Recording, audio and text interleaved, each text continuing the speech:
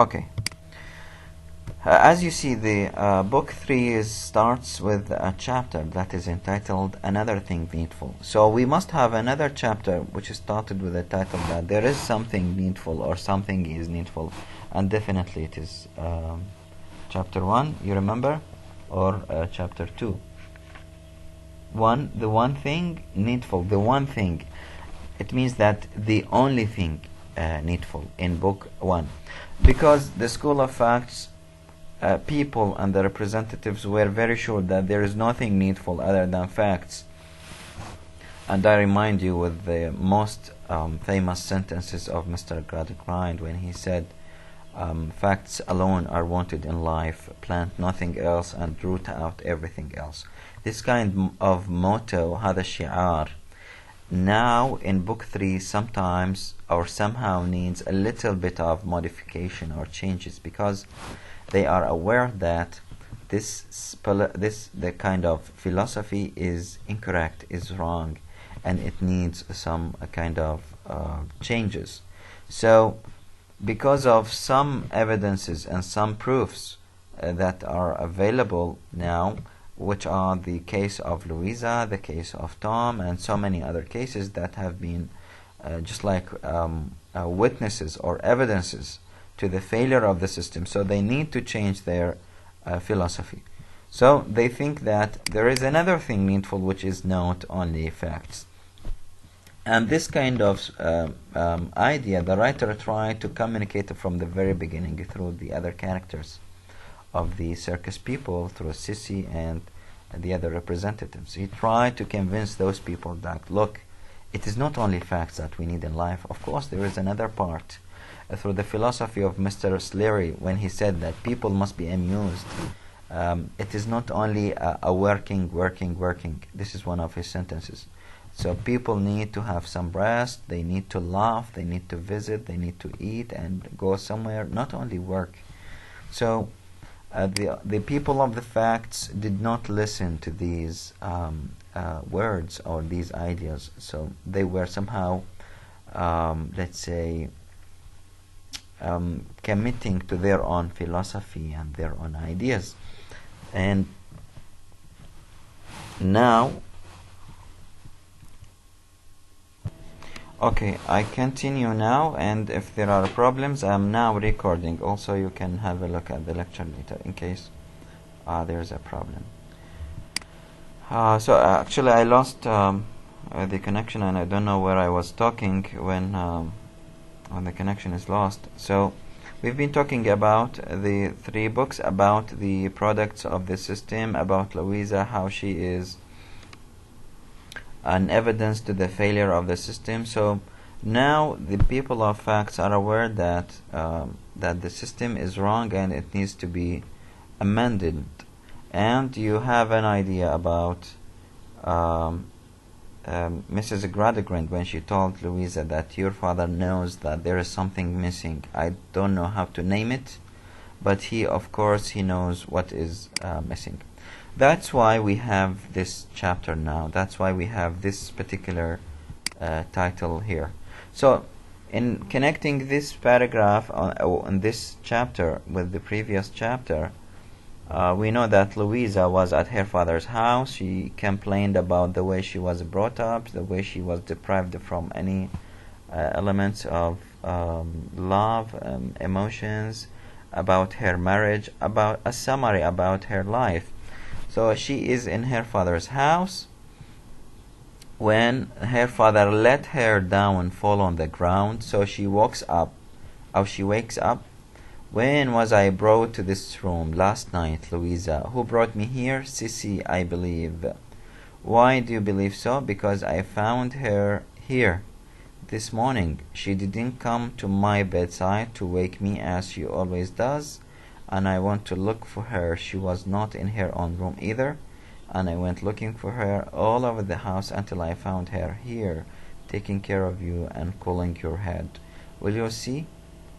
Father, Sissy said I was to tell him when you woke. So the chapter gives us an idea that Jane's, Louisa's sister, is speaking, and Sissy is present one of the characters of the chapter, and Louisa is sick and being attended for by Sissy. Just remind me that you are listening and hearing my voice, please.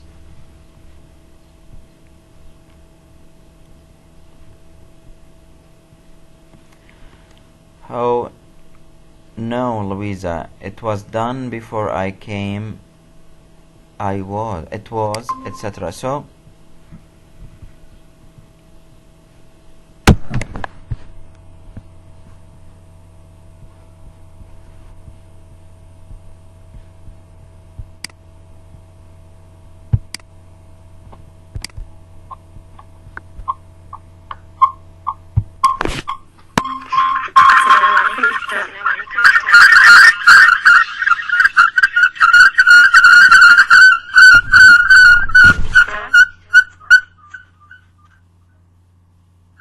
okay. Sorry for this.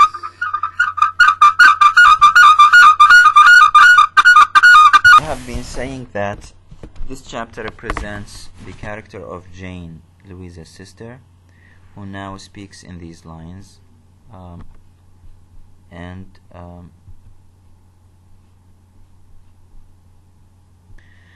Okay, so the chapter represented Jane as a grown-up character who has developed a lot, because the writer tries to show this because of the effect of Sissy, because Sissy influenced Jane very much and developed her character because she received facts and Sissy provided her with fancy. So the writer tries to say that there is a balance between facts and fancy in the character of Jane.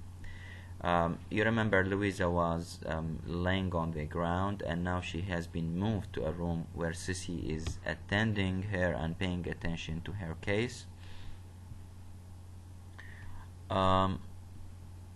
Here you see, my dear Louisa, my poor daughter. Now we have Mr. Gradgrind and how he pays attention to his daughter, somehow feeling responsibility towards her. He was so much at a loss at that a place that he stopped altogether. He tried again, my dear Louisa, my poor daughter. So you find him here as if taking the responsibility of what has Louisa become, how Louisa has, let's say, has been leading such a life, which ended in this worse or bad state. I will not say, Louisa, that if you had by any happy chance undeceived me some time ago, it would have been better for us both, better for your peace and better for mine, for I am sensible that it may not have been a part of my system to invite any confidence of that kind. So here you see Mr. Gradgrind tries to justify or tries to say that he did not do that intentionally. He did not mean to destroy and drive happiness away. So I only entreat you to believe, my favorite child, that I have meant to do right. هذا الشيء المهم اللي we need to understand, and he needs his daughter to understand. I am well assured of what you say, Father. I know I have been your favorite child. I know you have intended to make me happy. I have never blamed you, and I never shall. You can have a look at the content of the whole chapter here.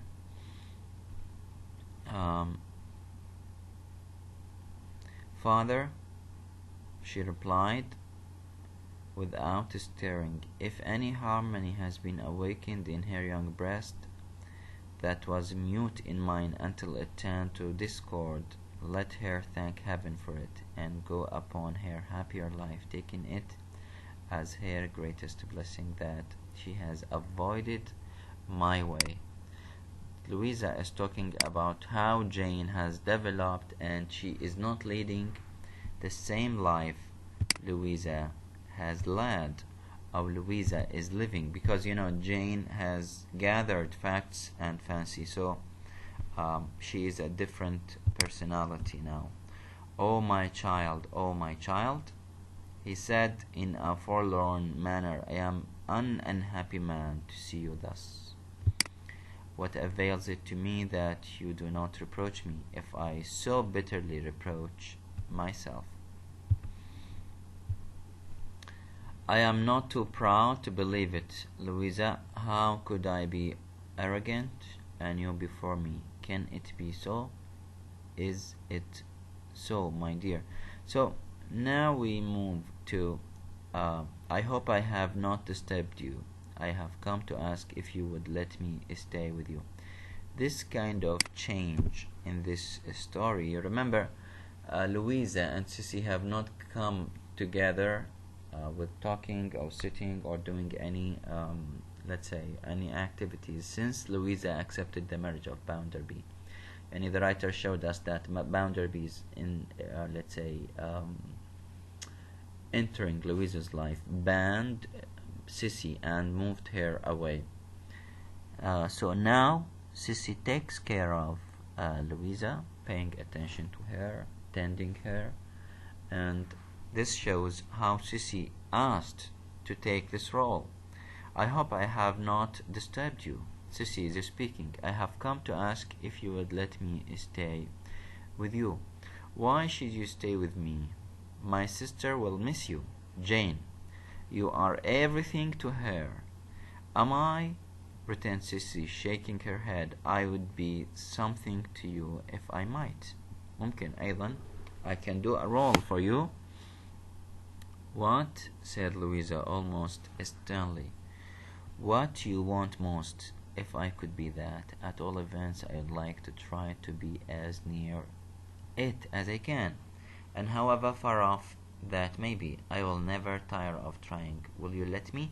So she is seeking permission from Louisa to be close to her, to let's say to reconstruct her life, to help her, because Sissy is the good character that is represented by the writer, who tries to put things together.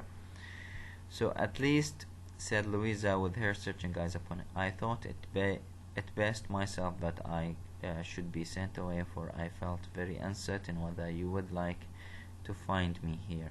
So this kind of paragraphs show how Sissy tries very hard to be close to Louisa in order to help her in her crisis. I am so unhappy, and all that should have made me otherwise is so laid waste, that if I had been bereft of sense to this hour, and instead of being as land as you think me, had to begin to acquire the simplest truths. So here she says, forgive me, pity me, help me, have compassion on my great need, and let me lay this head of mine upon a loving heart. Oh, lay it here, cried Sissy, lay it here, my dear. So it seems to be somehow a touching scene that took place between Louisa and Sissy. What we understand here is that Sissy is playing a very important role in this novel, and in this chapter particularly, because she tries to help Louisa from her plight, from her crisis, and she tried very hard in order to interfere in Louisa's case, and she managed to convince Louisa to accept the help. So you see these last three lines. Louisa says, forgive me, because she has been keeping Sissy away in the previous years. Pity me because of Louisa's situation and the pathetic situation she lives, and help me because she is really in need of help now. Have compassion on my great need, and let me lay this head of mine upon a loving heart, of course, which is Sissy's heart. Oh, lay it here, cried Sissy, lay it here, my dear. So this is the end of the chapter. Now we have a different detour that took place in the novel. منحنى جديد صار عندنا. Louisa Sissy, Jane, and new circumstances, and the new, let's say, events are about to take place because Sissy is back. And you remember, whenever Sissy is around, things are good. If you remember her existence in the Grandgrind's house, when she first came in, she tried to construct everything. She tried to develop Louisa and talk to her about the past, her memories with her father, and so on. So the chapter showed Louisa at home, and the Gradgrind seemed very sad and remorseful. Sissy is again back to the stage. She is presented in this chapter. How her character, or how her relationship with Louisa is developing, which now is very close, as the last two lines reveal.